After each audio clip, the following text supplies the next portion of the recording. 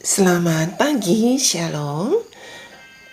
Mari kita mendengarkan renungan harian Jangan Kita Melupakan Sejarah.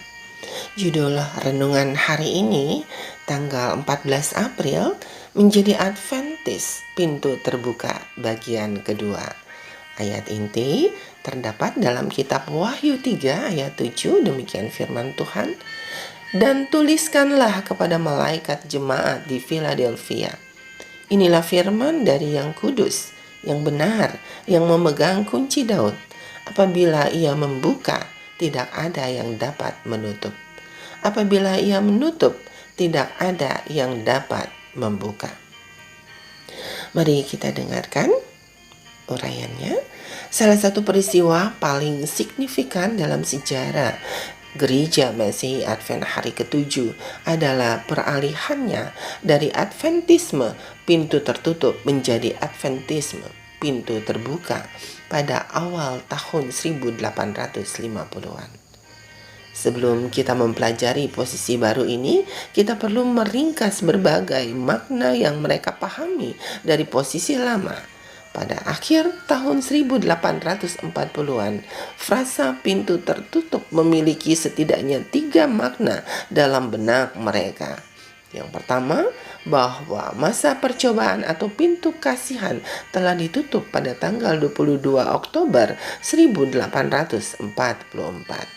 2. Bahwa nubuatan telah digenapi pada tanggal tersebut. Dan 3. Bahwa misi penginjilan mereka setelah masa itu terbatas hanya pada mereka yang telah menjadi pengikut Miller.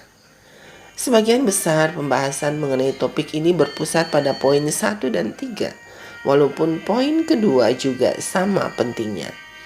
Ketika James White menyebut kaum penganut Sabat hari ke-7 sebagai orang-orang yang percaya akan pintu tertutup, ia merujuk kepada 2 doktrin utama mereka, Sabat dan pemahaman mereka bahwa nubuatan memang telah digenapi pada tahun 1844 di akhir 2300 hari. Mereka tidak pernah mengubah pemahaman tentang nubuatan yang telah digenapi. Namun, seperti yang telah kita catat sebelumnya, penggenapan nubuatan itu jelas bukanlah kedatangan Kristus yang kedua. Dengan demikian, masa percobaan belum ditutup. Akibatnya, mereka akhirnya menyadari kesalahan mereka pada poin 1 dan meninggalkan penafsiran tentang pintu yang tertutup itu. Kesimpulan itu membuat mereka berubah keyakinan di poin ketiga. Dimulai dengan penglihatan Ellen White pada November 1848 mengenai pekabaran Advent yang menyebar ke seluruh dunia seperti aliran cahaya. Persepsi tentang pintu misi yang terbuka bagi dunia secara bertahap muncul pada orang-orang percaya yang sedang berjuang. Mereka mulai melihat dengan lebih jelas bahwa mereka memiliki pekabaran akhir zaman untuk disampaikan ke seluruh dunia, bukan hanya untuk mereka yang sebelumnya adalah pengikut Miller. Seperti yang Ellen White katakan pada bulan Maret 1849, saya diperlihatkan bahwa saatnya perintah-perintah Allah bersinar dengan segala kepentingannya. Adalah ketika pintu dibuka di tempat Maha Kudus, di bait suci surgawi, tempat tabut berada.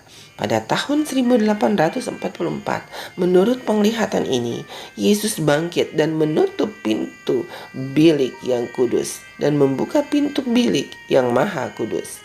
Saya melihat bahwa Yesus telah menutup pintu bilik yang kudus dan tidak seorang pun dapat membukanya.